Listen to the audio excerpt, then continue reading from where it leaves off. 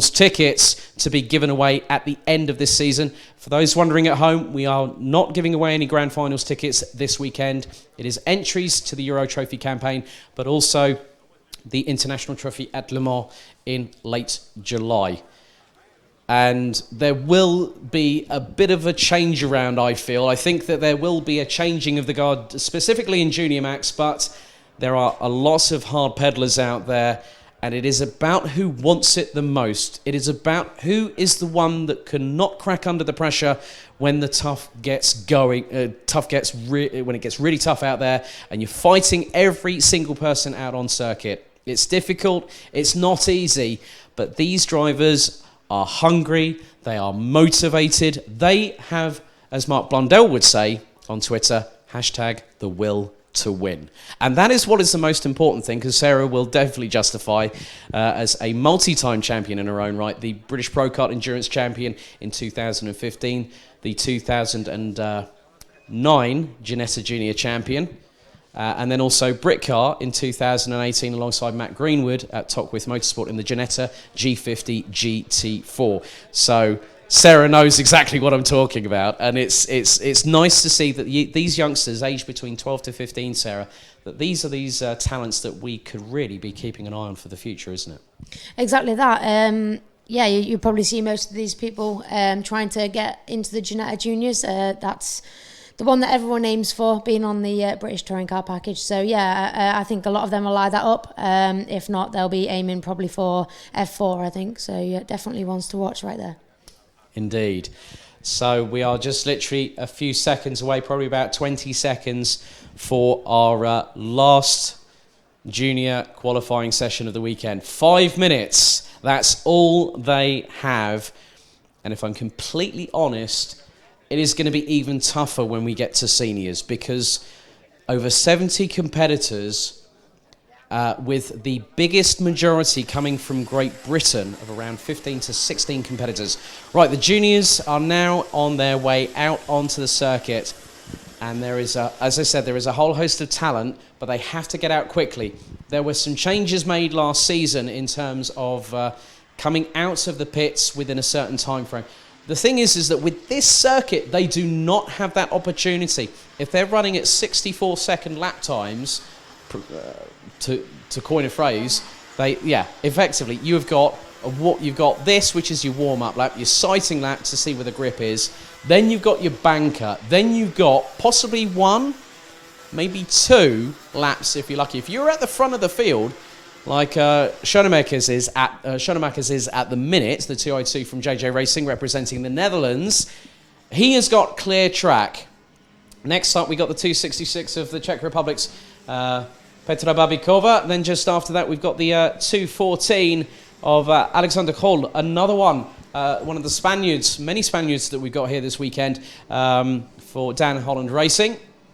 So plenty of drivers, and it's about maximising your opportunity in qualifying, because the toe is important in racing, but it's just as important in qualifying.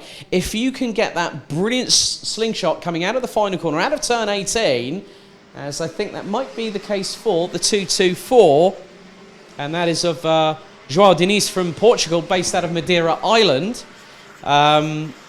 It's now a case of the drivers that will, and I'm just spotted out of my eyes, out of the corner of my eye, I think I just saw Dan Ginchard making a nice little move up the inside onto turn number 16 using the slingshot. So you could probably claw back a tenth, maybe a tenth and a half on the back straight, but then on the main straightaway, you could claw up to half a second if you're lucky. So at the minute, drivers now starting their first banker lap. So Schoenemakers puts in a 21.2, 27.5 for Sector 2. Vilkans in the 217 is, but Walker, the third of qualifying here. We've got 1 minute and 45 to go, so fast approaching the halfway point. So Schoenemakers now needs to respond, and he's all the way down in P15 at the moment, a 1 minute 6.041. It looks to have improved slightly, but Dan Ginchard is on a fly. Aaron Walker is as well. They've both done 20.4s. Babikova in the 296, and that is Eliska Babikova. has just gone P3. Mega does not improve. Goes to within 5/1000ths of his best time at the moment. Dan Ginchard sitting down in 6th place. Pelka goes even quicker. That's a better time than Gerhard's. He's put in a 1 minute 4.463. Aaron Walker. And it looks like Arvid Rosen has joined the party from Sweden as well. A 1 minute 4.799 with 60 seconds on the clock remaining. But Dan Ginchard, he goes to just... Oh! Babikova, the 296 from Eliska Babikova, goes to within 33 thousandths of Olli Pilka. Pilka now probably has just seen that, because we don't have any timing screens here, but Pilka might be sensing he's got to pull a bit more time out of the bag. So already, Pilka, Babikova, Dan Ginchard, Aaron Walker have all beaten the time set by Tim Gerhards from the Netherlands. Schoenemakers now responds and goes P7. Looks like Armstrong in the 252. That's Daniel Armstrong. He's now 11th. Fahin Mega jumps up into 9th ahead of Sam Gornall.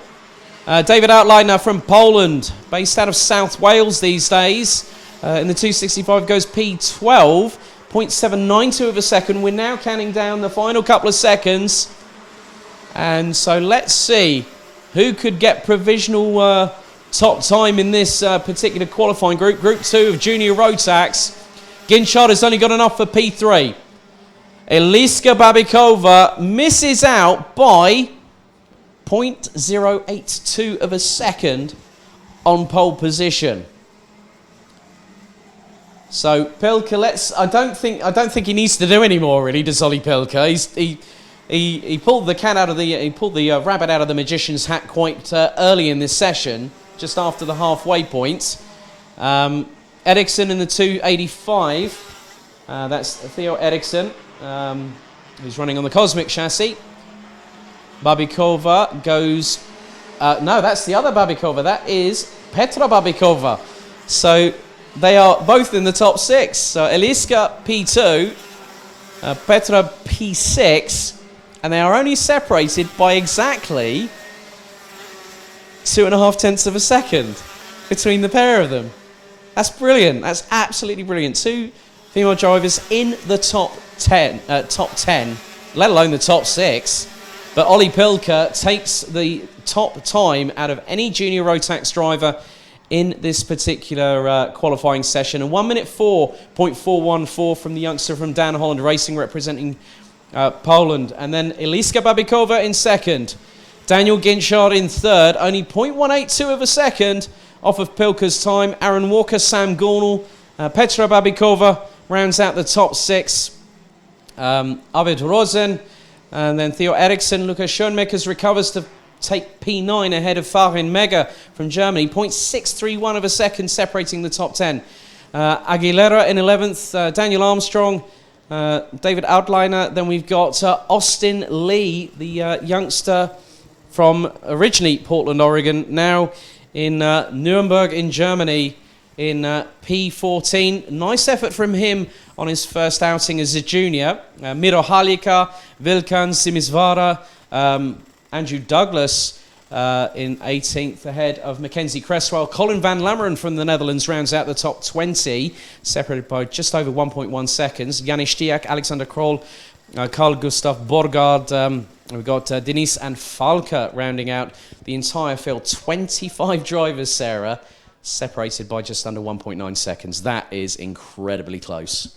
That's impressive. I mean, what you're talking about, 36 drivers all within a second?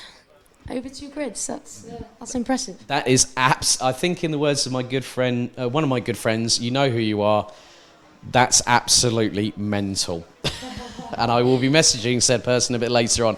So that concludes the junior stages of qualifying. Now we head to senior Rotax. And this is from drivers aged 14 and above. Minimum weight of 163 kilos, including driver and kart. We did extend the entries on Christmas Eve last year to 90 drivers. I think we peaked at about 92. But we have over 70 drivers here this weekend. In terms of the allocation of what we have. So we have 21 different nationalities. 69 seniors, 40 of them rookies. That equates to around about 58% of the field. But there is someone who has returned after securing a very emphatic crown last year, where the title of Senior Rotax Champion for the Rotax Max Challenge Euro Trophy went to Matilda Olsson, a very, very, very capable young driver who finished third despite having a severe knee injury, which could have possibly halted her actions of driving in racing. She finished third, qualified for the grand finals, but came back like a whirlwind, just literally throwing people asunder, so to speak, and won 4 races out of 6 last year. We now go back to 8 finals for 2020, so it's going to be a bit of a tougher challenge, but to see her back with Strawberry Racing, it's good to see her back in the paddock, but even though she is the current defending Rotax champion in Senior Rotax for the Euro Trophy, it is not going to be easy for the youngster from Uppsala in Sweden. Hello, Jen Wade. Welcome back from Oman. So it's very, very interesting. I mean, we have so many drivers here that can, I think, be a very, very good shout-out for this weekend. We have a new team, a new UK Sodi factory team run by Mark Barrett, father of Bradley Barrett, Sodi Vitesse. Very, very nice. I like that because obviously it's a French team, French manufacturer in terms of chassis provision. Bas Lammers from the Netherlands, a world champion in his own right, was here helping out the team, which includes Charlie Turner, James Johnston, and also Bradley Barrett, amongst others. So to have now a factory Sodi team on the Euro Trophy grid is another step forward. It's going to bring another new dimension to what we have. And in all honesty, Sarah, it just makes for so much interesting dynamics that, you know, you see teams strengthen their ranks and then you see new teams come in and say, we're not just here to make up the numbers. Yeah, that's it. It's always nice to see the newer teams come in, and also, you know, even better if you see them heading towards the top of the field. So hopefully we'll see that this weekend. I did have a chat with Bradley earlier on. He said we're just waiting to see how the track evolves, the track progressing. For those that are also that have followed the Euro Trophy since we started back in April 2018 at Karting Genk, the Mojo tyres have been now CIK FIA homologated for 2020. That includes the D2 XX, which the juniors are running. We then also got the D5 CIK. Those are the new monikers, but they are still the same tyres as we remember from last season. But the main difference is that they also have a little yellow band. If anyone remembers back in the old Bridgestone days, that if you had a different compound of tyre, you normally had a white stripe down the middle of it. So effectively, the format of the Euro Trophy has been very, very good in delivering the action that we've seen over the last 2 seasons. Season 3, we said that, you know, season 2019 was going to be one that was going to be pretty good. 2020 now with 200 competitors, and we are now at 10 past 5, well, just past 10 past 5 local time here in Andalusia, where season 3, there has been a lot of anticipation, a lot of build-up. Rotax, BRP Rotax, we have to say a very, very many happy centenary to the parent company of the Rotax family.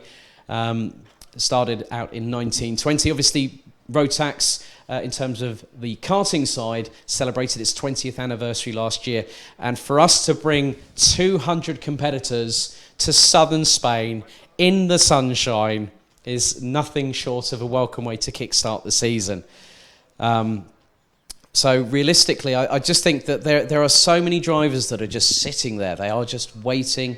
And it is about who is going to move first, who's going to blink first and go out there. Those in shot at the moment, the 382 of Scotland's Cian Shields, another one of the Strawberry Racing contingent. Just behind him is the number 321 of Andrés Hebert from France, running with Dames Racing Team. And then we have quite a few others on the other side of the field. Looks to be, well, there's a Rotax returnee, if I'm very much mistaken. Luca Leistra from Belgium, running with Bouvin Power. He's running the BNL for a number of seasons, and good to see him back now as a senior this time around. So we're going to have quite a lot of interesting things there. There's Tima Iroshin from Moscow in Russia, one of the Russian contingent that are here this weekend. So thank you for joining us, and we really appreciate the fact that we have such a diverse range of nationalities here this weekend.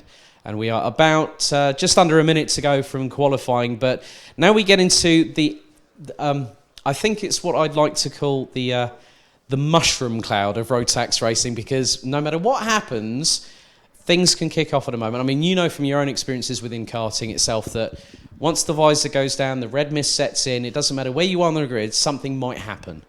Yeah, I mean, obviously in terms of qualifying, you always want to try and be up towards the top end, but as soon as you get towards, the mid-pack, 10th around there, that tends to be where all the action happens in terms of your first corner or first lap incidents. So you ideally want to be above the top 10, anywhere around there, and you're probably going to be in for a battle during the race. And that's definitely something we are both looking forward to tomorrow, I must be completely honest, because we have seen so much. And now I've seen a very interesting little bit on social media about Sodi Vitesse, that they have been preparing with the Sigma RS3 chassis since Tuesday. So obviously they've had Baz Lammers helping out quite a bit, which is really good to see. Baz is always a great character, a great driver, but also very, very humble at the same time. And it's always nice to hear that when you get a helping hand from someone of his calibre, it's always very, very nice indeed. So a big thank you for those that are continuing to watch, listen, wherever you are in the world. Welcome. As we now go into, and it's, oh my good, now who just got clouted there? That was a Coles racing kart. I think that might have been the three. I couldn't really, that had a 5 at the end of it, but someone got clattered into as they exited out of the pit lane, or out of the dummy grid. Now this is where it gets interesting. This is where we both are sort of chuckling to ourselves a little bit here as well. To just sort of see now this is where the real cat and mouse games for qualifying gets underway, let alone in the racing that starts just after 10 o'clock tomorrow morning local time here, as now it is all for themselves as they come streaming down the hill into the midfield part of the circuit. So they were heading down from around, well, turn 10 to 11 to 12, and people are nearly tripping all over each other. They're treating it like a glorified race test session, let alone a qualifying session. There are karts 2 abreast going through into turn 16. So it is still very much a case of someone's just got to keep in front, and that driver is the 384 of Dean McDonald from Strawberry Racing, Keen Shields, Mark Kimber. So the Strawberry 1, 2, 3 at the front. Iroshin, Leistra, that is, and then also one of the Hunter brothers, and that is Kai in the 395, who's 6th on the road. Petit in the 340, Stemedink, Charlie Turner, Spencer Shinner also here, and he was the one that actually ended up going front wheels up. So I don't think he was wanting that impromptu wheelie going out of the pre-grid. The first driver will be Dean McDonald to set a benchmark, and now he will be the yardstick for the other 2 sessions. And it won't be, it's about a case of how hard does he want to push the engine? How hard does he want to push the tyres this early in the session? Because we've got about 3 minutes left to go. It's not going to be easy, but he's got clean air, which gives him a bit of an advantage, as Kimber is in the slipstream of Shields. And, well, that's not at all a surprise, because the 395 of Kai Hunter goes top of the timesheets. Ehad Turka, the sole Turkish competitor here out of the 200 drivers, goes second by just over a tenth. Luca Leistra from Belgium in P3. Mark Kimber, 4th. Charlie Turner on the Sigma KS3 Sodi chassis puts in P5. Just over 3/10 of a second off of the pace being set by Hunter at the minute. Hebel rounds out the top 11, separated by just 0.773 of a second. Spencer Shinner down at the bottom end of the order, about 2.2 seconds off the pace. But there's still a lot of jockeying for position up and down the order as they go through turns 11, 12, 13, round the back part of the circuit, heading down towards turn 16. And there's a lot of technical changes of direction as the top 6 now come across the line. Hunter is in there in the middle of it, and he goes P2. Dean McDonald goes quicker, 1 minute 3.350. Hunter, Shields, Hebel, and Philip Vava, another one who I've known for quite a few couple of seasons in the 360 Spanish national, with some Serbian descent thrown in there for good measure. He's been studying over in the United Kingdom in mechanical engineering, if memory serves me correctly. So Mark Kimber down, he's about 0.2 of a second, he's about 6 thousandths off of Luca Leistra, who rounds out the top 7. Kimber's down in 8th. Turka and Turner round at the top 10, separated by 0.401 of a second. So 0.4 between the top 10 drivers thus far. And at the minute, McDonald's on a 20.1, Shields, Hebel, they're all running anywhere between a 20.1 and a 20.3, all the way down to 13th place, and that is with Eroshin from Russia, one of the 40-odd rookies that are here this weekend. Spencer Shin has made a bit more of an improvement. He's up to P20, 1.2 seconds. Checker flag is out. McDonald takes provisional pole by... Whoa, that is... We thought the juniors was close. That is absolutely crazy. Top 6 separated by 0.12 of a second. Dean McDonald goes quickest in the session, 1 minute 3.350. Kian Shields, 22 thousandths slower. A further 30 thousandths back. It's Ehad Turka from KR Sport. Philip Vava, you've then got another 0.031 of a second back to him. And then we've got Kai Hunter in the 395 rounding out the top 5. Exactly 0.101 seconds splitting the top 5. A further 19 thousandths back to Andreas Hebel. And it's Mark Kimber, Arthur Roche from France, Luca Leistra and Charlie Turner rounding out the top 10. Eroshin, Tim Mikametz from Germany from 42, competition in 12th. Max Stemmerdink, Lucas Thompson, Mario Sidler round out the top 15, separated by exactly 0.555 of a second. Diogo Marquez, Lepay, Shinner, Salman, Marin Crespo, Petit, Stiak and Falke, that's Finn Stiak.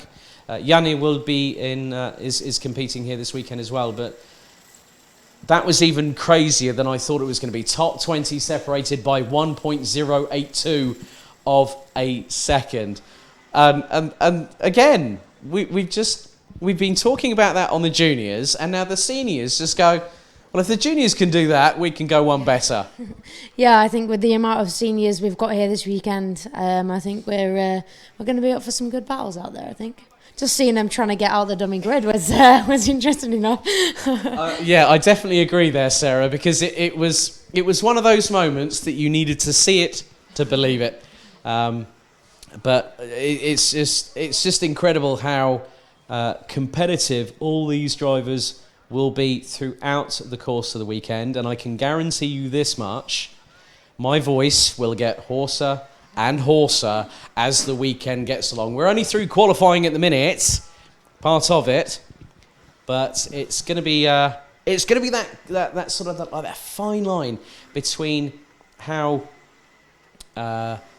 these things happen, how things transpire, because now the benchmark is Dean McDonald, a 1 minute 3.350, and it's when you're the proverbial yardstick, you're going to have a tough time because you're the one that's gone out there and gone, well, I've tried putting it on the line, and now you've got that agonising weight, Sarah, of now thinking someone could steal my thunder from right under my nose, and they could even do it by 1/1000th of a second. Yeah, exactly that. I think, it's tit for tat, really. I mean, if you're out in the first group, like you say, you're the benchmark for everyone else to come. But then, likewise, if you're out in the last group, you've got all the people that have already been out to go and beat. So, I think it works both ways, really. Yes. Current air temperature now 14 degrees Celsius. Local time 17:23. So if you're in the United Kingdom, it's 4:23 p.m. Probably time for a cup of tea. If you're going to put the kettle on, you might want to do it now because you've got about 90 seconds before the qualifying session. The second of 3 senior Rotax sessions get underway, and in many respects, it's going to be very, very interesting how the things happen. Good to see Zombar Kovac, who won one of the most exciting qualifying heats at the Vackersdorf season finale last year. There was a big old ding-dong battle between the likes of him, Robin Knutsson, the Hunter brothers, Lewis Gilbert, and the lead literally changed hand over fist, I think probably about 5 to 6 times, if memory serves me correctly, over the course of that race. So we've got quite a few drivers here. We've got Vladislav Ryabov in the number 378 from Russia is with us with Voik Motorsport. Also a bit of a development for this weekend is there's been a bit of a change with a particular Italian that raced with us last year in Adria, Elia Galvanin. Third in last year's Rotax Max Challenge Grand Finals in Sarno at the Circuito Internazionale Napoli. He has now switched to KSB Sport for this season. Some new colours for him. So he'll be running on the X-Prix chassis as the drivers now bide their time, and we'll wait very, very shortly for them to be given the signal. The wind has picked up quite a bit, as those watching on the stream at home, and also not just on YouTube but now on Facebook, that the Rotax Racing banner is having a bit of a bone of contention with the wind so far, but effectively it's not going to make any difference. I mean, the drivers, in terms of a crosswind, Sarah, it can unsettle the way that the drivers are approaching the corners, but also when they're trying to power out of the corners now, the apexes, gun the throttle to the floor. That can also be a bit of a deciding factor of whether you lose it by a tenth or whether you lose it by a few hundredths. Yeah, the wind always has a big factor, especially on long straights like this. You've got obviously the main start and finish straight, which is quite long, and watching them in practice earlier on, they seem to have gained quite a bit in a bit of a tow. So yeah, back to qualifying, obviously, going out first, you've got the clean air. But like I said, if you got someone out there you can work with to get a good tow off each other down the straights, then again, you can get a couple of tenths in that. So we had 23 out of the 69 competitors that are here in Senior Max. 40 rookies and all, 21 different nationalities out of the 29 represented here this very weekend at Circuito Internacional de Karting Campos. Good to see that a couple of people, I think, have been getting the deck chairs out, especially over at RS Competition. So everyone's enjoying the sunshine, considering the fact that quite a few weeks ago, as it sounds like the horn has just sounded down in the pre-grid, ready to get things underway very, very shortly in about 3 minutes' time. We've got a lot of new developments for the 2020 season. We are bringing back the hot lap. So for those that were able to watch the stream at Genk for the Euro Trophy Open last year, we had a lap from Fahen Mega that particular weekend. We have had the welcome assistance of a senior Rotax driver whose identity will be revealed tomorrow morning when we go live. And this particular driver I've known very, very well, has recently set a couple of new lap records at a circuit, which I will divulge tomorrow.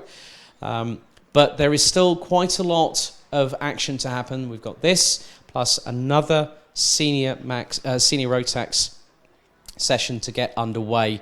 And then to tail it all off, we'll have all of the 34 DD2 drivers who are aged from 15 and above. DD2 Masters, the minimum age you can actually enter is 32. They'll be running also on the D5 CIKs, as are the seniors. So in many respects, it's quite nice to see that that both Mojo and also the parent company, Heidenau Tyres, have done a great job with the Mojo tyres that we see day in, day out. We've had quite a few sets of Mojo tyres that were pre-ordered prior to this event. I think I saw a couple of pictures sent to me earlier on when the setup started earlier on this week and I just looked at the absolute. It looked like someone was doing a tyre box domino rally in the paddock. So there were quite a few tyres there. I mean, obviously, there was quite a few interesting statistics that I found out at the Grand Finals in Sarno, which I have to say was actually the most exciting event I've ever seen in person, up close and personal.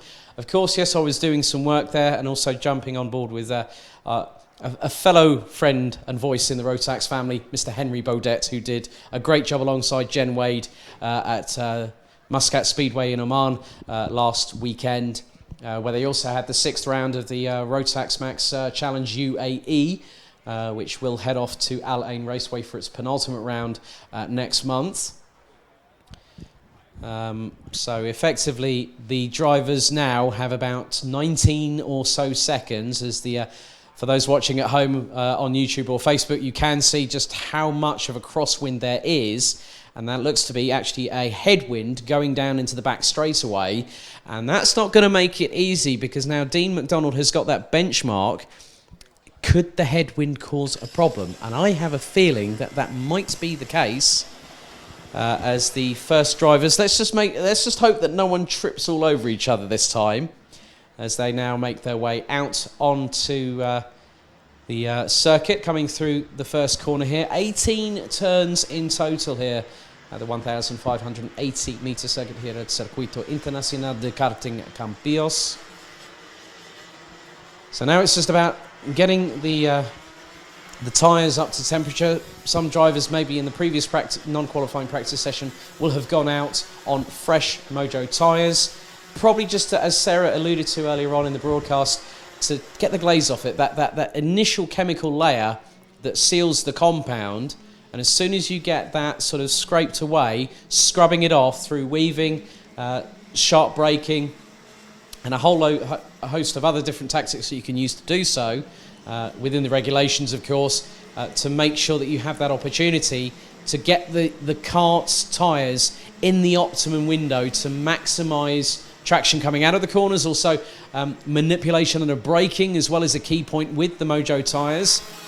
So there's going to be just seen Miles Apps just go through the far part of the circuit, having gone through turn 14. So first, so Ryabov at the moment is the first one who will set the banker. It's a 1 minute 3.350 from Dean McDonald. That is the current benchmark. And with the way that things evolve over qualifying, the air temperature is going to start to cool that little bit. And what that's going to help in terms of the Rotax Max Evo engines is that it's going to allow the engine to have a little bit more of that welcomed colder air, just sort of forcing its way through the radiator on the right-hand side of the driver themselves. And some great slipstreaming I'm seeing going into effectively what is turn 12. I think one of the drivers I briefly noticed was Carol Kret. I think might have been one of them. I've just seen the 353. One of the other KR Sport drivers of Ben Casely, another rookie based out of Rothbury, Northumberland. Tom Edmonds, had a good chat with him at Kartmania last November. So Makamahata from France has just gone quickest. Matilda Olsson already within just over a tenth off of Dean McDonald. But with her is the 333, and that is the other Hunter. And that is, of course, Reese Hunter. I have to give a shout out to their dad, Matt, who did a fantastic job of bringing Warden Law back to being a great circuit to race out of Karting Northeast. They had a recent broadcast with, I think, Joe Bradley and John Hindhaugh from Radio Le Mans, with Nick Damon helping through RC Racing to provide coverage of that. So really good to see. That's one of the races on, that's the final round of the Motorsport UK British Kart Championships this year, and that is the 19th and 20th of September. So the Motorsport UK British Kart Championship starts 21st and 22nd of March at Paul Fletcher International. So a lot of drivers coming in to try and set times. Hunter is only 66 thousandths. Linus Henson, Guilherme de Oliveira. It's changing all the time.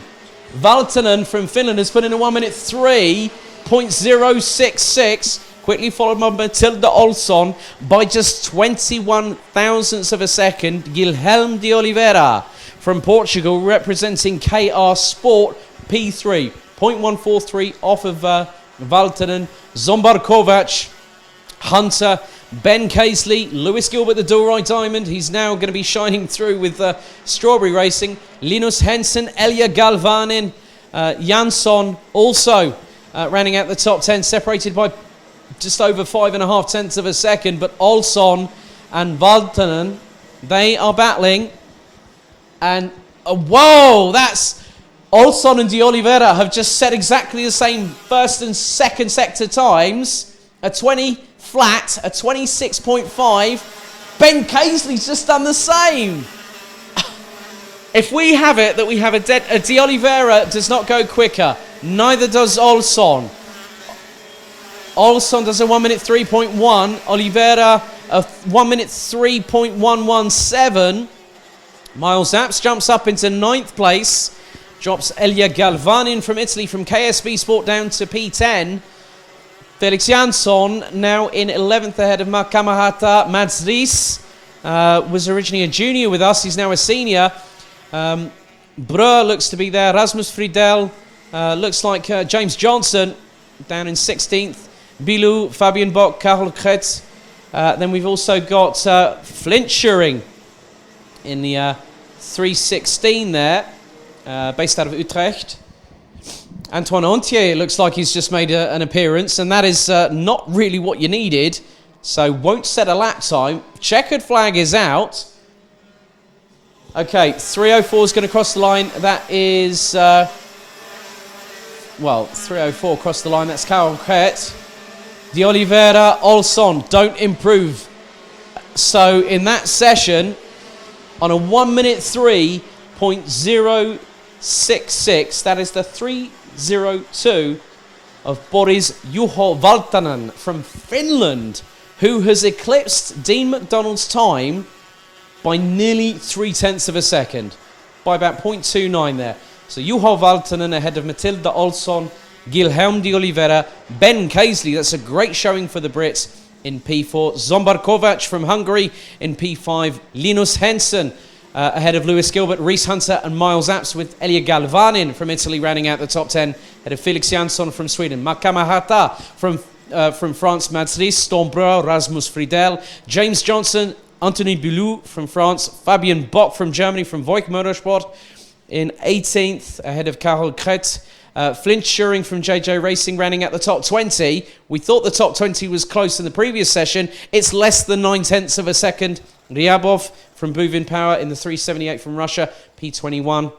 Rodrigo Lessa from Portugal, P22, 1.4 seconds off the pace. And Antoine Antier did not set a competitive lap time. So that puts the French driver in the 398 on the back foot. And that was Antoine's only opportunity to really have that chance of going, I can possibly get out in time, and I think he probably just missed the cutoff. He probably got out, and they just went, no lap time there.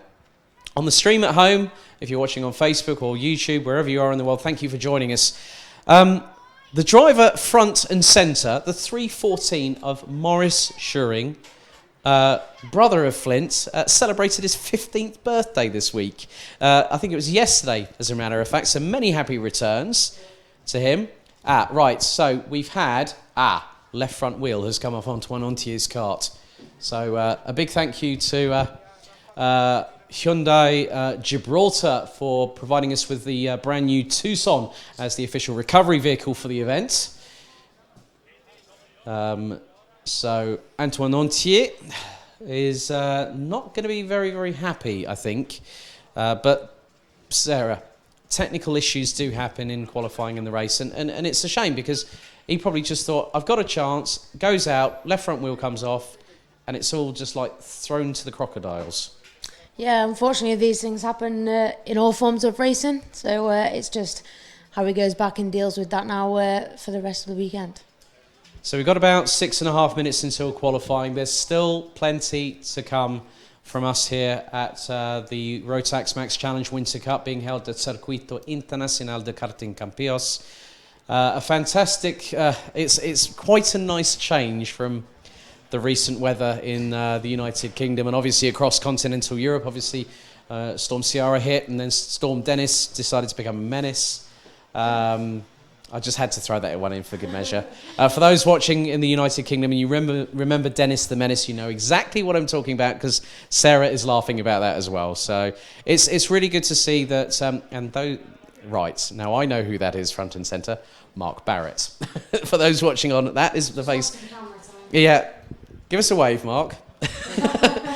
No, but I think really to have Sodi, I think put backing behind a UK team is a good thing forward for the brand because obviously Sodi Kart is one of the chassis partners for the Rotax Max Grand Finals, which it was last year. And to have a team now based out of the UK, I think is great. Just shows the expansion of how people will take an opportunity. They'll see it. Some people say, well, you're taking a chance.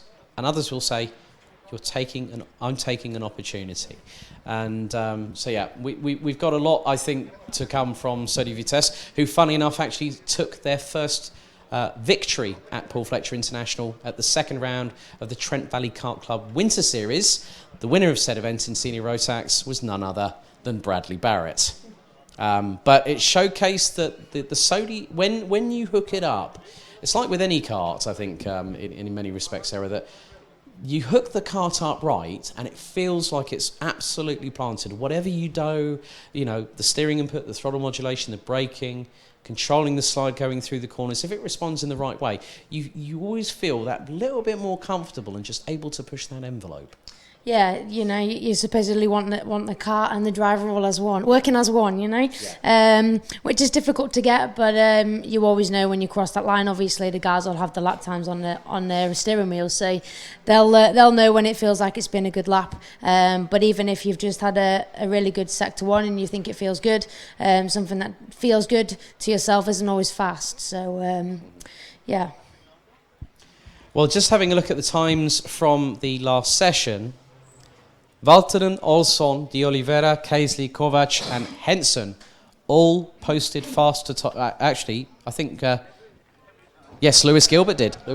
Top 7 were quicker than Dean McDonald. So being the benchmark means that you can sometimes be on the back foot, but if conditions deteriorate, that headwind I don't think is playing as much as an issue as what I might have initially alluded to earlier. But the thing is that there is still that time, there's still that window where, from 1 minute to the next, the drivers are sitting there, there might be, some people might say, well, they're just sitting there, they're quiet, they're calm.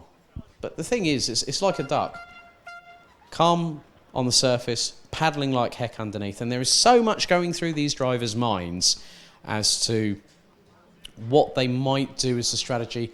Are they going to decide, I want to get out first, I want that clean air, or they go, I might want to be second or third and just wait a second or two and get out there then and just see how the strategy plays out. Because as we've said, the tow across the cumulative total of the 1,580 metre circuit could give you anywhere up to potentially nigh on half a second, probably 3.5 tenths to half a second if you get it right and if you've got the right cart underneath you. Because, just for those watching at home, Sarah, just give us an understanding from your perspective, obviously through W Series, because you're running in with the Tatas F3 chassis with the turbocharged engines. Just from a driver's perspective, what is the first feeling apart from the fact that that you've got that opportunity, you've got the slipstream? How is the car responding differently? Like you say, that the slipstream makes a massive difference. But the thing you've got to watch out for, it shows up probably a bit more in cars than it does in karting, but is understeer going into the next corner, because you have a loss of aero as you turn in, especially if you don't get the opportunity to overtake and you're stuck behind the car in front. If you slightly miss your braking point, you're either going to go, you're probably going to go straight back into the back of the person in front of you. So you've got to think about the corner ahead, maybe bringing your braking point back slightly, or going for the move, but just making sure that you're not making a mistake going into the next corner. Otherwise, you're going to lose the 2, 3, 4 tenths that you've just gained. A bit like Daniel Ricciardo ending up in the back part of Max Verstappen in Baku when they were still teammates back in 2018. And that's a perfect example of what you've just said there, because Daniel had the run on him, Max went to defend, and Daniel had nowhere to go and just literally punted him. And had no other choice, because it was a case of like the window was closing. And we've seen the same in karting as well, because the drivers will have that split second. You've got to have cat-like reactions to just go, right, okay, I could go left, but I could leave myself a possibility of maybe causing contact, so I'm damaging my vehicle, damaging the opponent's vehicle. Excuse me. Be plenty more of that over the weekend. But yeah, it's just like you said, it's about judging the situation, making sure that you don't understeer. We've noticed, like, say, turn 1, turn 16, perfect examples, the outskirts of turns 13 and 14. Pretty much any runoff area here, Sarah, is gravel. So no tilcadromes, no runoff areas to allow them to continue, because with karting, it is about learning, and you learn hard and fast. You've got an uphill struggle the whole way through, because of the fact that you're having to learn on the fly. You're having to make split-second decisions. And sometimes people might say, oh, there's that little bit of doubt. But the drive, I think in the words of the late Ayrton Senna, if you don't go for a gap, you're not a racing driver. So, final qualifying session for Senior Rotax here at Circuito Internacional de Karting Campillos. Here, sun is starting to fade a little bit here. 5:45 p.m. local time, 14 degrees air temperature, and we're going to have quite a few in this one too. So we've got Maurice Schuring, we've got Bradley Barrett, Tom Adams, who's recently moved up from juniors to seniors this season, Robin Knutson, who's been in the trenches for the last couple of years here in the Euro Trophy, Vincent France, Paul Fokema, Maxim Turiev. We've then also got Teresa Babikova. So there are 3 Babikovas here this weekend. 2 with Strawberry Racing, 1 with Speed World Academy. Kim Leon Kublik, who had the opportunity of seeing in action at RMC Club Sport Finale again in Kaupen late last November at the circuit that was formerly owned by the Schumachers. And it was really good to hear through German media that they are saving the circuit. And it's a really good track. Thoroughly enjoyed being there. So we're going to get the first sort of ideas of the time. So Blom in the 370 goes a 17.0. But Turiev, Babikova, Kian Sang from Great Britain. Brad Barrett's actually gone quickest in Sector 3, as has Paul Fokima. They've both done a 16.7. Turiev's gone quicker than Blom in the first sector. Babikova, about a 3/10 adrift. Brad Barrett's just equalled Turiev. Adams has done a 20.4 Sector 1, as has Butcher in the 349. Tom Edmonds at 20.3. Eduardo Cosateng from the Philippines, the sole Filipino here this weekend, based now, I think, if memory serves me correctly, out of Northampton. He's just put in a 20.3. Robin Knutson a 20.6. Kim Leon Kublik a 20.5.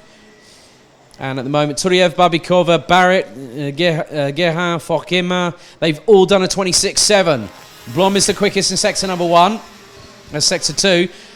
Puts in a 1 minute 3.9. Turiev goes top with a 1 minute 3.7. Brad Barrett a 1 minute 3.8. Tom Adams a 1 minute 4.0. Butcher goes up into P3.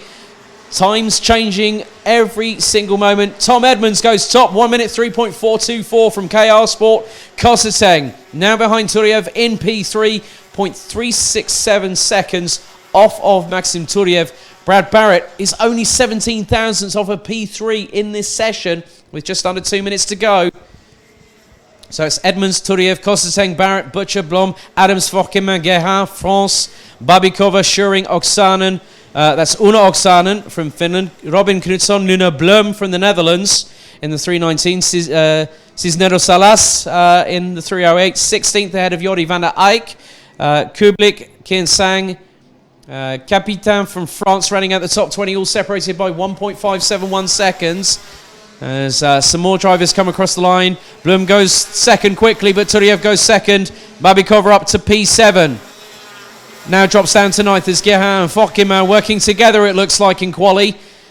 Butcher goes P2. 46 thousandths slower than Edmonds. But most importantly, they are not quicker than any of the drivers in both sessions 1 and 2, with Dean McDonald doing a 1 minute 3.35 in the previous session, with Juho Valtonen representing Finland, making sure that was quite equivocably eclipsed. So 20.2 first sector for Turiev in fourth, Edmonds, Barrett, Blom. 26.6 for Turiev and Blom in sector 2. Babikova 26.7, as is Barrett, Gerhard and Fokkima.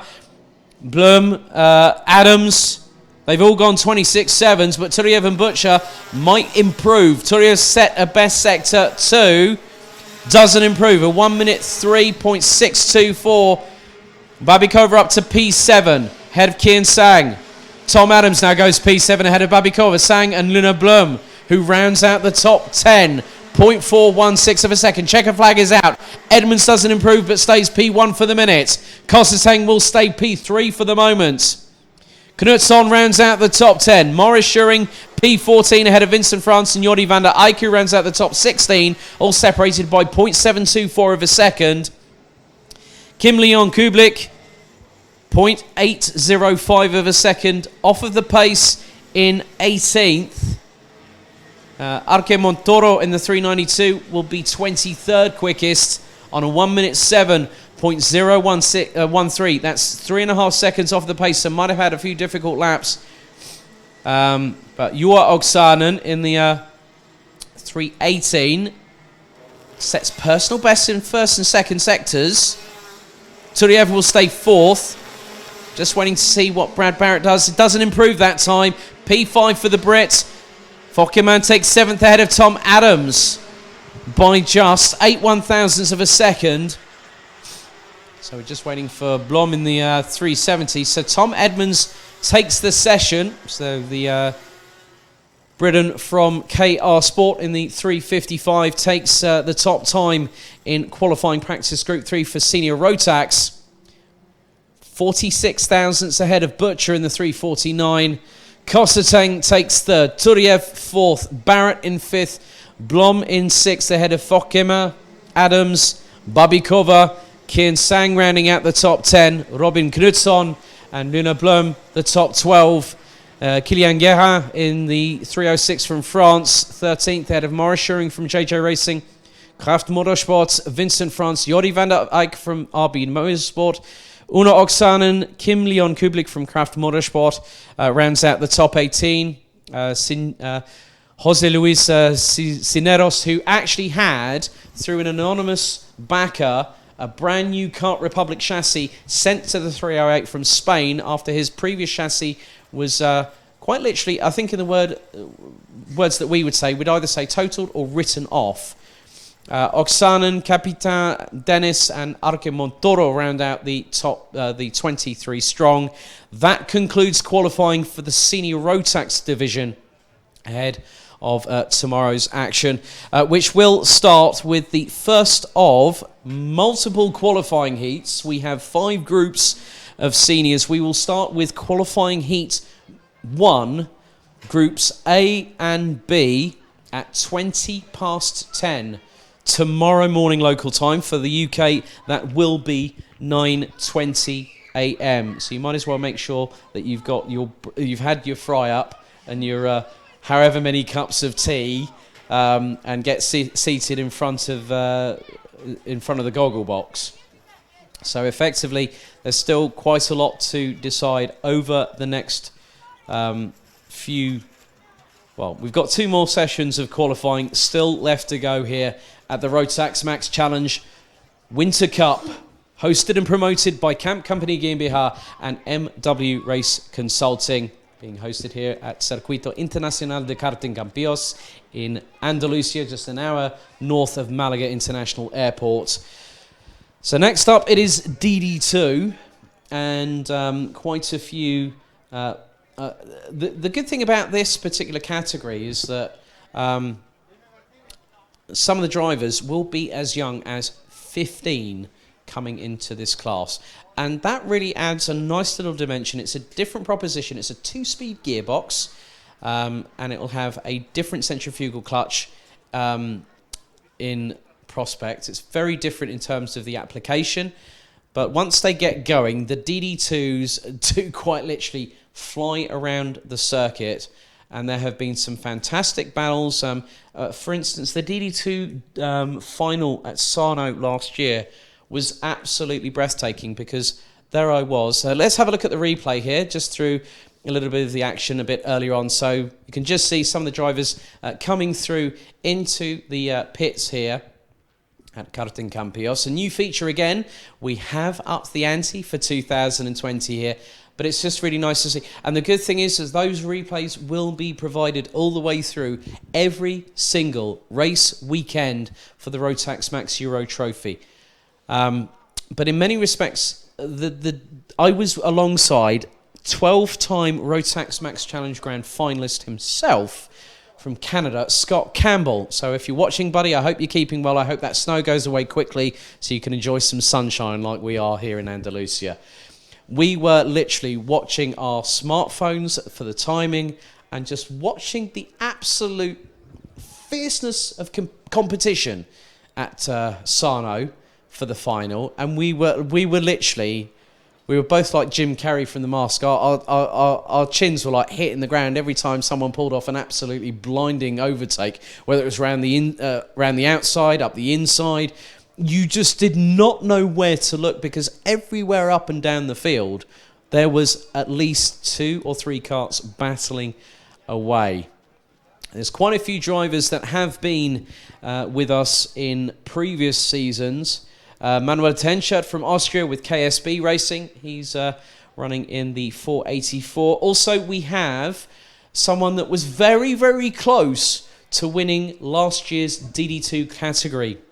From Buvin Power, based out of Genk, is Belgium's Zander Schiblak. He was second to Jakob Bezel last year. He is also the 2-time reigning and defending B&L Karting Series champion. And when he is on his A game, that's all I need to say, because he literally, he is rapid.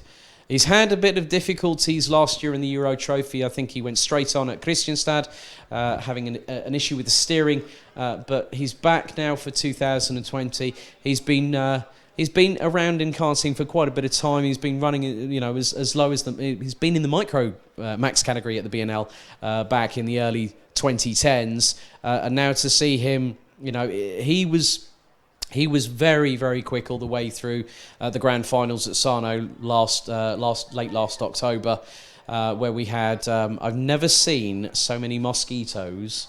And Henry Baudet, you know exactly what I'm talking about, when we commentated on Minimax last year with what was, I think, one of the best races I think I've commentated on, whether it be in a lead or a co-commentator capacity, was very, very interesting indeed. It was one of those heart-in-the-mouth moments, and I think I've given the Rotax Max Challenge Grand Finals a bit of a moniker.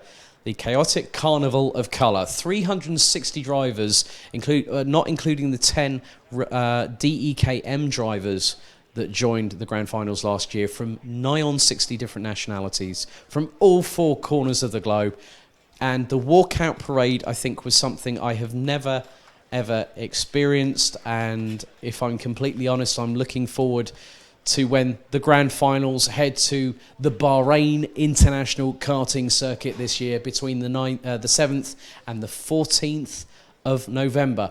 And if you get yourself on the grid for the Euro Trophy this year, if you're in any one of the four categories, the four main categories that we started with back in 2018, there are 9 tickets up for grabs for the grand finals. The top 3 in juniors, top 3 in seniors, the top 2 in DD2, and the DD2 Masters champion will automatically qualify for the grand finals. It is a qualification based event, and it is based on success. It is based on merit. And I have seen drivers decide to go through to one championship, and then they find that it's not working out for them. They will switch to another series. And I've seen it many times throughout 2019.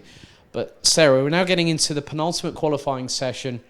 The gearbox side of kart racing is a very, very different proposition indeed. Obviously, the categories that we just had out are all direct drive, chain driven. But now we go into the gearbox side of it. And now this is where the different dynamic comes in, because they're not just having to focus on turn in, brake, throttle. It's turn in, shift down, brake, throttle, or whichever way it happens all the way around the circuit. I mean, that's a very different test for those that go from seniors to DD2s.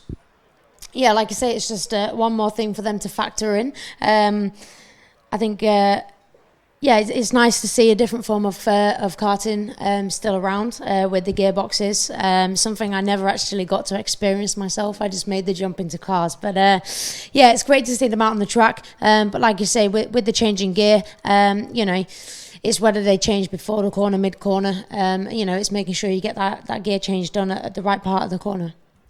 Yep, so we're literally, I think we are fast approaching that time. 6 o'clock local time here at Circuito Internacional de Karting Campos, 1,580 metres. We now go into our penultimate qualifying session for the Rotax Max Challenge Winter Cup in 2020. It's a revival of this event, which has been hosted in years previous, and what's more, at this very same circuit as well. So for us to be able to bring the Rotax Raw here to Andalusia, to southern Spain, and for those wondering, have I ever been to this region of the world before? Yes, I have, but on family holidays. Now it's a very different proposition where you have to catch a flight over, get a quick nap on the plane on the way here, drive about and end up doing a supermarket run on your way to the circuit. But now we're going to find out how these drivers will carry on. Every single result that we've had today, as it will be throughout the weekend, on the live stream, on the audio stream, they will be provisional pending any sporting and technical checks. So we will find out very, very shortly who will be the ones that will get themselves onto pole position. We've got 34 DD2 drivers from as young as possibly 15 years of age. Janchevsky, Juso Pantela, Stigriholt, Aleix Navarro Amigo, and also a Frenchman I've had the pleasure of commentating on last year on the BNL karting series, Nicolas Picot from France. Harald's Gakaklis was a late entrant from Latvia for the Birol Baltics, running on the Birol chassis. We've also got, we did have Milan, we did have one of the Ritters in a bit earlier on, and that was Milan. Now I've got Silas Ritter, who is with RS Competition, running on the Tony Kart chassis. Quite a bit of interesting information. Luke Shapers, who is in this field, running in the 437. He's from North Brabant. He's a multiple pole sitter and race winner in the Chrono Karting Dutch Championship, KNAF, in 2019. He was a runner-up in 2018. He's a virtual test driver for Van Amersfoort Racing as well. And he's also been a Dutch champion for NAB and NFK in 2015. And this is where it got really interesting, because we were asking people to provide hobbies. He plays handball in his local team called Tremeg, but then plays the bass guitar in a band called Carbon Castle. And I thought, carbon racing, that is a perfect mix. There you go. So chapeau, I must say, to Luke Schaefer there. Time's now coming in 1 minute 2.806 from Italy's Luca Munoretto, one of the big contenders last year at the Grand Finals, running with 54 Squadra Corse, based out of northern Italy, running on the Birol chassis on the 449. Pico now hits the top, so 1 minute 2.486 with 2 minutes and 45 to go. Janchevsky, Jusso Pantela, as I say that, Silas Ritter jumps to the top of the timesheets. 1 minute 2.347, nearly a tenth and a half quicker than Pico. Janchevsky, Pantila, Munoretto, Malinovskis, Steen. But as I say that, the times change again. Munoretto goes to second. Now that is the 441 of Ragnar Virus that goes up into P4. Ragnar from Estonia. Ville Villainen and David Remy round out the top 10. Zandra Black about, he's only 1,000th slower than David Remy. He's down in P11 at the moment as some getting their heads down, heading down the back straight away towards turn 16. We're past the halfway mark in this session. We're actually 38 seconds on the clock remaining. And at the moment, the 34 drivers of the top 33 separated by just over 1.5 seconds. And that is from Zandra Shriblack, who is the new provisional pole sitter in this session. And he's just been in a 1 minute 2.207. Silas Ritter is only 13 thousandths off. Munoretto could be a factor if he gets a bit quicker in sector number 3. As we got the time fast running out here, as well as the sunlight starting to fade. Ragnar Virus stays in P6. Friedrich Jerich is just ahead of Aleix Navarro Amigo for P16. Zinkevicius in 4:24 is now 19th. Manuel Tenschert only as high as 21st, ahead of the Netherlands' very own 4:13 of Imke Arts. Top 22 separated by 0.852 of a second. Shriblack goes across the line and improves even further. 1 minute 2.128 from the Belgian, from Bouvin Power. But now it's the case, Munoretto has got a lot of work to do in this last part of it, as Janchevsky takes P4 ahead of Nicolas Picot from France. Steen Villainen 7th and 8th. Niklas Krenz, the Euro Trophy Open winner from last April, in 11th ahead of David Remy, who's down in 12th. Daniel Mahacek in 14th ahead of Aleix Navarro Amigo, who actually set his best lap time on the final attempt in qualifying, a 1 minute 2.945. But Shriblack has done it. Ritter and Munoretto could not do enough for that session. So Zandra Shriblack takes provisional pole position in qualifying practice for the 2020 Rotax Max Challenge Winter Cup here at Circuito Internacional de Karting Campillos, who later on this year, on the 10th to 11th of October, will be hosting the 30 Hours of Campillos. It is a 30-hour endurance race. And what's more, it's got a Le Mans style start in rental carts. And that will be live streamed here. I definitely know that because I got asked if I could do it as well. But unfortunately, I have other commitments, I'm afraid. So Zandra Shriblack takes pole ahead of Silas Ritter. Luca Munoretto, 3/10 exactly adrift, ahead of Sebastian Janchevsky from Poland. Dames Racing's Niklas Pico takes 5th ahead of Ragnar Virus. Nikolaj Steen, Ville Villainen, Matis Malinovskis, Jusso Pantila, Niklas Krenz, David Remy, Jorge Barros from Portugal, Daniel Mahacek. Then we had Aleix Navarro Amigo, Zaidas Jerich Bambus, Zinkevicius, Bruno Osso from Spain, Tenschert, Arts, Riholt from Poland, Gaklis from... well, I'm just trying to get my breath back for a minute there, from Latvia. And then we had Subekis and quite a few others. So we had Paulsen, Bartels, Shapers, Sani Bekian from the Netherlands, Müller, Lut, Spans, Gehan and Petroskaite rounding out the 34 strong, all separated by 2.2 seconds. So that's one DD2 class out of the way, Sarah, as we now head towards the business end of qualifying practice for the 2020 Rotax Max Challenge Winter Cup, hosted and promoted by Camp Company GmbH and MW Race Consulting. It's been a bit of an interesting afternoon, even though we're only on the air for a couple of hours. But what are your thoughts of coming back and seeing all these Rotax engines roaring to life around the circuit here? Yeah, my best memories of karting are my Rotax days. So it's good to see the Rotax grids so big. But yeah, it's good to see them out on track and impressed with how close the times are. It's been good so far. Yeah, so we're about just under six, probably about 6.5 minutes away. But a bit of housekeeping for those watching and listening wherever you are in the world. Thank you for joining us both on the official Rotax Max Euro Trophy streams on Facebook and on YouTube via the official Camp Company GmbH YouTube channel. The Rotax radio channel on Downforce Radio, the nation's motorsport station, will be broadcasting all the way through this weekend and also the season. For the Rotax Max Euro Trophy, head to rotaxmaxchallenge-eurotrophy.com. You'll find about where we're racing, the regulations, any supplementary regulations, any timetables. You can get live timing, you can get live streaming from that particular website. Head to, or type in the search engine on Facebook, Rotax Max Euro Trophy. You will find us. A big thank you to the near on 1,700 likes we've had on Facebook so far. We're fast approaching 1,500 on Instagram as well. That is at Rotax Max Euro Trophy. Please tag and get involved. Share your stories.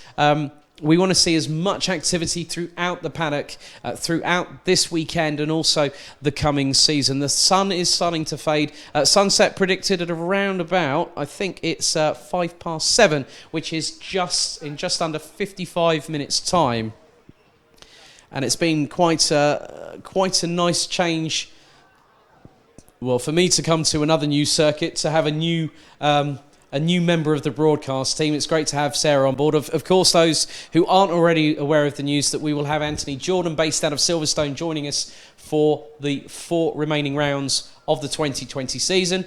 The dates are as follows: the 10th to the 12th of April at Karting Genk, the home of champions. The 29th to the 31st of May at Adria Karting Raceway in the Veneto region in northern Italy, about an hour or so's drive from Venice Marco Polo Airport. Then we head to Paul Fletcher International, to the home of Trent Valley Kart Club, for the penultimate round of the 2020 season between the 10th and the 12th of July, which is just a week after the midway points of the B&L karting series taking place at Karting Defagne in Marienburg, and our final round will be the 4th to the 6th of September at the Pro Kart Raceland circuit in Wackersdorf in Bavaria. About an hour or so's drive from Nuremberg Airport, or if you're flying into Munich, it's about an hour and a half to an hour and 3/4. But the good thing is, I think everyone likes it. When you go to Germany, the first thing you see, a bit of unrestricted autobahn on a public road. And that definitely does make me smile like a Cheshire cat. But just obviously, we were talking earlier on that you were racing the Stars of Tomorrow National Championships as a Mini-Max driver. What made it really stand out? Was it the way that the engine was, or was it just the way that the competition or the people in the paddock? You know, how would you look back so fondly on those days?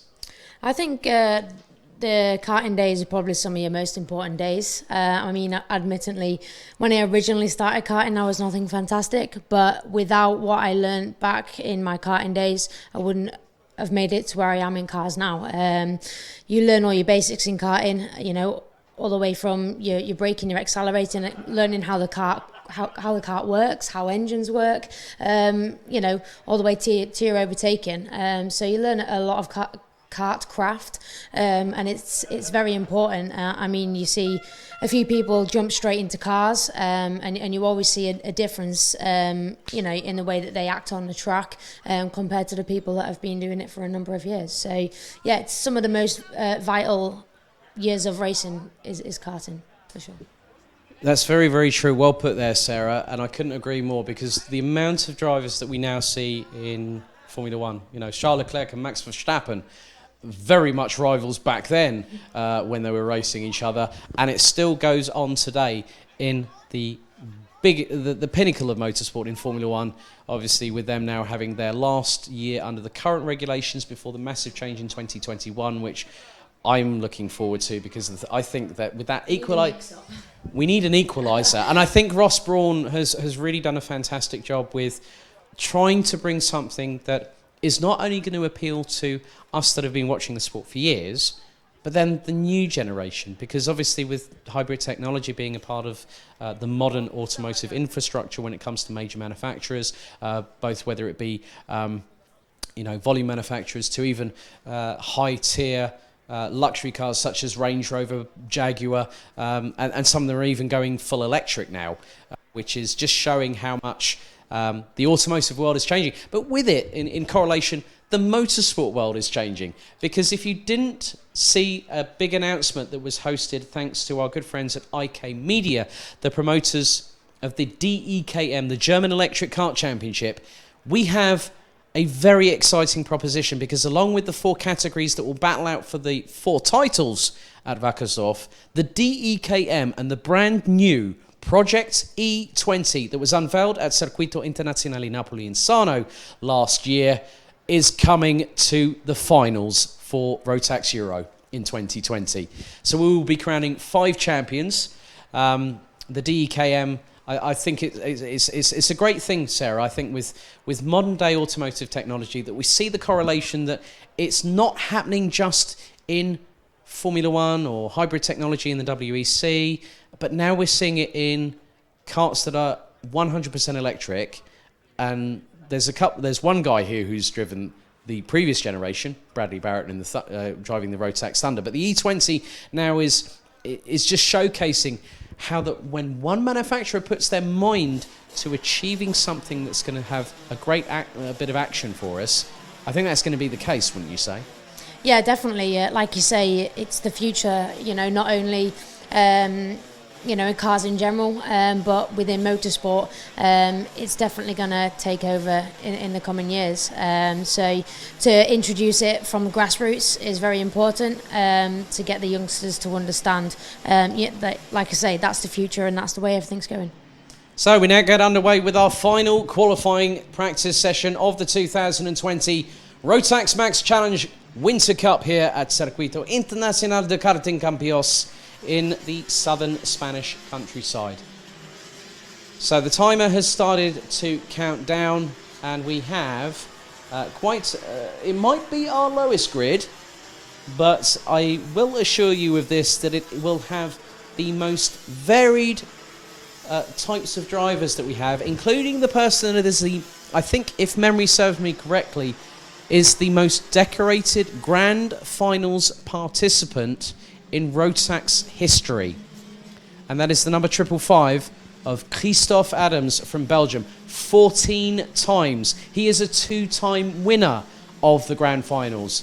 He's also very much been in the thick of it. He was second in last year's DD2 Masters category after Roberto Bajewski from Austria. Now you can just see on the replay once again just how the sun is now just coming in, and again that's going to lower the ambient air temperature. It's going to cool the track a little bit, but now the drivers are going to have that little bit of extra purchase, I don't think from necessarily the tyres, as they're now starting to go onto their flying laps. So good to see that our inaugural DD2 Masters champion, Poland's Sławomir Morański, has come back from a significant injury that he suffered in the Grand Finals last late October. He is back, fighting fit, and I might be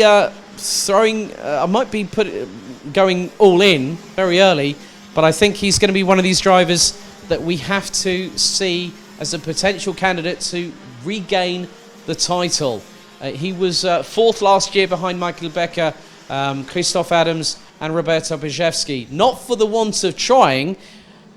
So Morański does a 20.5 in Sector 1. That's quicker than anybody, apart from Rudy Champion, the 5.44. Morański does a 26.5, Sector 2. It's not been better by anyone quite yet. And he puts in a 1 minute 3.634. Ido Andrisani goes third, just behind, Klaus Parnet in the 5.02 goes ahead of Bruno Dos Santos. Ido Andrisani, we then got the 5.07 of Jan Karlsson from KH Racing in the 5.07. We've got Winkler in the 5.66, running at the top 6 positions, separated by Rudy Champion. As I say, that goes 26 thousandths quicker than Sławomir Morański with a 1 minute 3.608. And the current defending and reigning BNL Karting Series DD2 Masters champion, Karl Klebert, appropriately known as De Bakker, and that is in his mother tongue, because he is actually by trade a baker. His previous nickname was quite long-winded. It was basically it was nearly as long as the longest Welsh town, the fastest baker in Flanders, and De Bakker sounds a bit more punchy. Moransky responds to Champion and goes over 0.2 of a second quicker. So the 46 team driver from Poland now really has got a move on. Klebert is only 0.329 of a second off of the Polish driver in the 561, sporting a very, I must be honest, a very nice combination of dark black race suit and dark sort of glinty colours on the race helmet and on the race suit itself.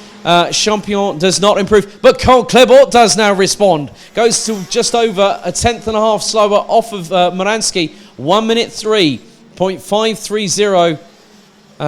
Frederik Bakert from Belgium in the 553, who says that Karl Klebert is his hero and his mentor as well. He's now currently running in 13th. He's just behind Konrad Bayer from RS Competition in the 508. And has a very, very doting companion in the form of an Alaskan Malamute. Look that up on Wikipedia if you want. Big dogs from Alaska, very much like Huskies. So 21 seconds on the clock remaining. Moransky still leading at the moment. They will only have 2 heats for the DD2 Masters before the 2 finals, where we have a top 15 scoring in that position. So Rudy Champion responds and gets past Karl Klebert in the run to provisional pole. Moransky has it at the moment, but it depends on Champion and Klebert. So Moransky is about to come through, and he's going to head now through into turn 14. Now down the back straight away into T15. A quick kink into the right hand and into the right hand hairpin at turn 16. Into the left at 17. Moransky looks to be planted coming out of the final corner. He's going to neatly clip the apex and run a little bit wide, two wheels on the curb. That's not a problem at all. And he goes in and puts it at 1 minute 3.278. Who's going to respond first? Who's going to get close? Dos Santos can't do it. Andrisani can't do it. Carlson in the 507 11th.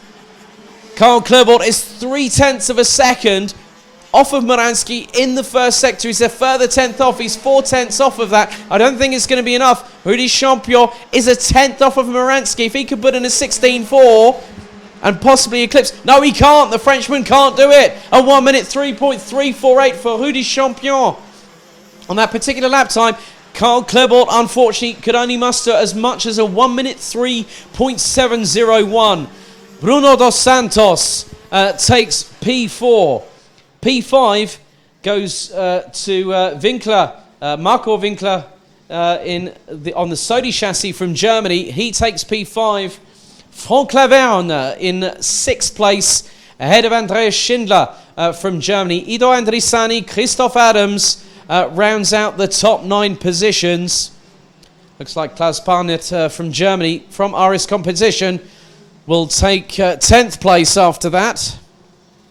So Moransky takes the session by just 7/100ths of a second ahead of PKS Competition's Rudy Champion. Karl Klebert from Buvin Power rounds out the top 3, separated by just over 1/4 of a second. Bruno Dos Santos, Marco Winkler, Franck Laverne, Andreas Schindler, Ido Andrisani, Christoph Adams, Klaus Parnet. Then we've got Jan Karlsson from Sweden in 11th. Tanju Yildiz in 12th position from Germany, ahead of Konrad Bayer from RS Competition.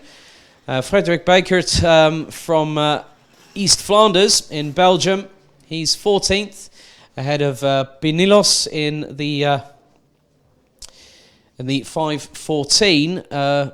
Rodrigo Pinilos from Catchme.de on the Mach 1 chassis concludes qualifying practice for the 2020 Rotax Max Winter Cup here at Karting Campillos. Sarah, just give us a brief summary of your thoughts on what we've just seen and what we can expect starting from tomorrow morning? Yeah, from obviously what we've seen in qualifying, I think the ones to watch for me will be the seniors. That'll be an interesting grid with there been so many karts out there, so it'll be interesting to see how that all plays out. But yeah, all the grids were quite close on the times, and I think there's quite a few good overtaking opportunities out there. And if this wind continues into tomorrow, I think with the toe down the straights, that could make quite a bit of difference come the race. Yes, I definitely agree with you there on pretty much every single point. I think you've taken the words right out of my mouth there, to be fair. But that is it for qualifying practice for the Winter Cup here at Karting Campos in Andalusia in southern Spain. From 10:15 tomorrow morning local time, ladies and gentlemen, I just have the following news flash to give you. Grab yourself a seat, hold on to something, because we start our first of 34 races at 10:20 tomorrow morning. The Senior Rotax division will kickstart the Winter Cup. If you think qualifying practice was something to showcase what is going to happen, I think a very particular song lyric, Sarah, would be, "You ain't seen nothing yet." Join myself, Alex Goldschmidt, in the commentary box, and Sarah Moore from W Series and Racing Pride UK in the pit lane tomorrow. We go lights out for the first time at 10:20 local time here in southern Spain tomorrow morning. So join us both then. Thank you very much for watching. Thank you very much for listening. See you tomorrow, where the Winter Cup goes up the rev range and the Rotax Raw returns to continental Europe.